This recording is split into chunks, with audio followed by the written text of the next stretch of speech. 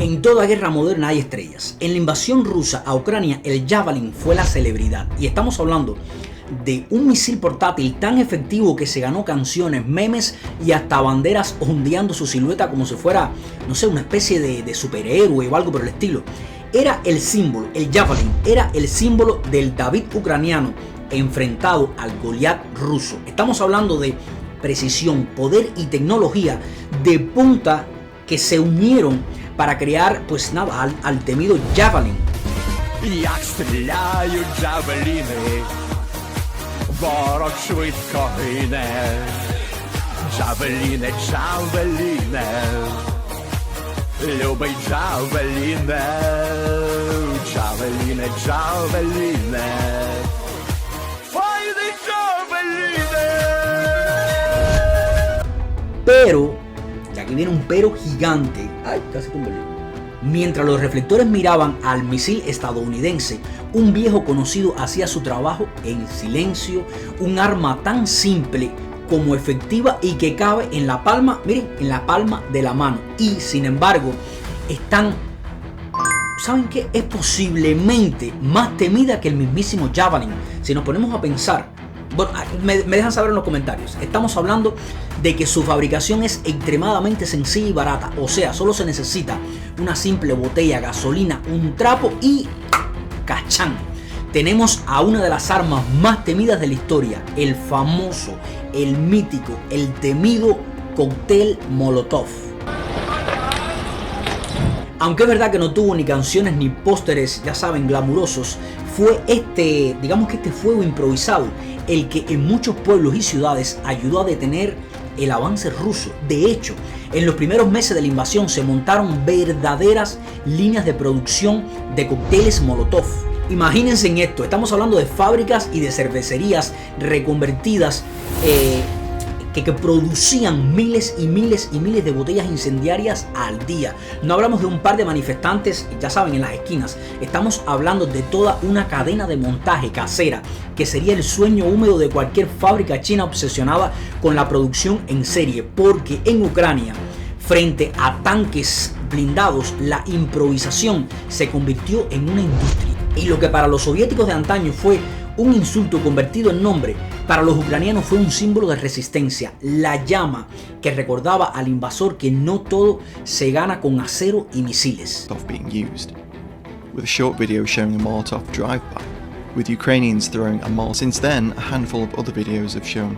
Hoy vamos a encender esa mecha histórica y a responder a varias preguntas que me han estado haciendo últimamente. ¿De dónde viene el cóctel Molotov? ¿Cómo pasó de chiste cruel a arma de guerra y protesta? ¿Y por qué casi un siglo después sigue apareciendo en las trincheras de la historia? Si nos vamos a la raíz, hay que decirlo, lanzar recipientes incendiarios no es para nada nuevo. O sea, si vamos a la raíz de la historia. Y es que en la antigüedad los bizantinos usaban el famoso fuego griego, una mezcla inflamable que se lanzaba con vasijas o a presión y que provocaba terror en los mares. Pero digamos que una especie de el abuelo directo del cóctel Molotov aparece en el siglo XX, cuando la guerra mecanizada trajo un nuevo monstruo al campo de batalla. Estamos hablando de los tanques de guerra. En la Guerra Civil Española 1936, o sea, de 1936 a 1939, fue el primer escenario donde las botellas llenas de gasolina se usaron de manera masiva y organizada contra vehículos blindados. Los republicanos, por aquel entonces, con pocos recursos frente a las columnas franquistas y a sus carros de combate italianos y alemanes, improvisaron este tipo de botellas. Tomaban botellas de vidrio, las llenaban de combustible y añadían un simple trapo como mecha o como un temporizador, digamos de esa manera. Era barato, era rápido de producir y sobre todo efectivo contra máquinas que en ese entonces no tenían blindajes preparados para resistir al fuego directo. Sin embargo, el famoso nombre cóctel Molotov todavía no existía.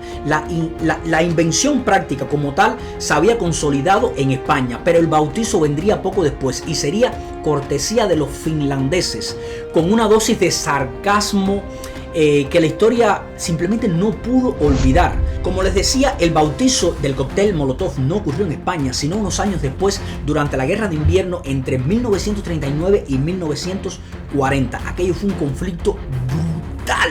Por un lado, tenemos a la Unión Soviética invadiendo a Finlandia con todo lo que tenían en su gigantesco arsenal, desde tanques, aviones, hasta una artillería descomunal. Y por el otro lado, tenemos a los finlandeses que contaban con nieve, contaban con mucha nieve y con más nieve, con bosques, eso sí, tenían bosques, tenían mucho ingenio y sobre todo nieve. Bien, el protagonista, digamos que indirecto de esta historia, fue Vyacheslav Molotov, ministro de Exterior soviético y mano derecha de Stalin.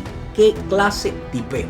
Mientras la aviación roja bombardeaba ciudades finlandesas, este cabronazo Molotov, con una voz fría y calculadora, aparecía en la radio afirmando que no se trataba de bombas para nada, sino de paquetes de comida, de bolsas de comida que estaba enviando el ejército ruso al pueblo finlandés para que no se murieran de hambre. Si esto no, esto no es jodedera. Escucharon bien, este cabrón llamaba a las bombas bolsas de comida. Esto no es jodedera. Así de cínico era este hombre. Los finlandeses, por su parte, con un sentido de humor tan helado como su clima, no se quedaron callados. A esas bombas soviéticas las bautizaron como Molotov Bread Basket, es decir, las cestas de pan de Molotov. Y claro, cuando ellos mismos empezaron a lanzar botellas incendiarias contra los tanques rusos, dijeron: si Molotov nos manda la comida, pues nosotros le mandamos la bebida.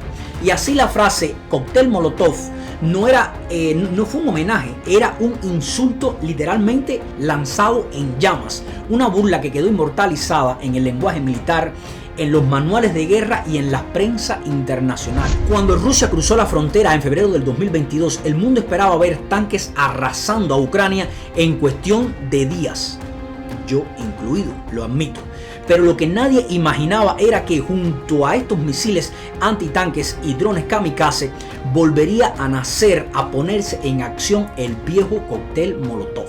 Y estamos hablando que en ciudades como Kiev, Lviv y Kharkov, las autoridades locales pidieron a la población civil que prepararan estas armas improvisadas. Y el resultado fue un suceso insólito, algo que daría para hacer una película. Estamos hablando, como les dije, de cervecerías y de fábricas de refrescos reconvertidas en líneas de montaje incendiarias. Miles y miles y miles de botellas al día eran fabricadas, eran perfectamente ordenadas como si fueran, no sé, botellitas de Pepsi listas para la exportación. Por supuesto que frente a un tanque de guerra, un T-90 moderno, un cóctel Molotov tiene todas las de perder. Pero estamos hablando de entornos urbanos, de calles estrechas, de avenidas por donde tenían que entrar los soldados rusos y en los que tenían que andar en pequeños vehículos. Contra estos pequeños vehículos ligeros, estas botellas ardientes demostraron ser extremadamente útiles, letales y sobre todo terroríficas. Y más allá de su efectividad técnica, el Molotov en Ucrania cumplió un papel simbólico. Recordar que la resistencia puede fabricarse con lo que se tenga a mano. El mensaje fue claro desde un principio. Si no tenemos misiles, tenemos fuego, y mucho fuego. Y ese fuego no solo iluminaba las noches frías de Ucrania, también encendía la moral de un pueblo entero. Hoy, a más de 80 años después de su irónico bautizo en Finlandia, el cóctel Molotov sigue apareciendo en los titulares. De Madrid a Kiev, de protestas en Hong Kong a revueltas en Latinoamérica. La botella con fuego sigue siendo el arma de los que no tienen armas. Estamos hablando de un artefacto que debería estar en los museos, pero que por desgracia para el mundo nunca termina de jubilarse. Hasta aquí llegamos, familia, un abrazo gigante. Quiero leer en sus comentarios qué otras armas caseras conocen que de una manera u otra cambiaron la historia.